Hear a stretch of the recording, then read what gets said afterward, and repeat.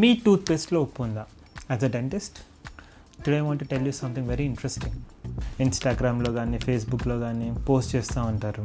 మీ toothpaste కింద చిన్న colour ఉంటుంది, ఆ కలర్ని చూసేసి అది ఎలా తయారైంది ఏంటి అని చెప్పేసి దాని కెమికల్ కాంపోజిషన్ అంతా చెప్పేస్తూ ఉంటారు. గ్రీన్ అనగానే న్యాచురల్ టూత్పేస్ట్ అనేసి, బ్లూ అనగానే న్యాచురల్ ప్లస్ మెడిసిన్ అనేసి, మళ్ళీ రెడ్ అనగానే న్యాచురల్ ప్లస్ కెమికల్ అనేసి, మళ్ళీ బ్లాక్ అనగానే ప్యూర్ కెమికల్ టూత్పేస్ట్ అని చెప్పి చాలామంది చెప్తూ ఉంటారు. అదంతా నిజమనుకోగలరు? అస్సలు కాదు. ఆ బ్లాక్ కలర్ కానీ బ్లూ కలర్ కానీ is only A indication toothpaste ఒక కట్టింగ్, లేజర్ కట్టింగ్స్ కోసం కానీ అది బ్రాండ్ మెయింటెనెన్స్ కోసం.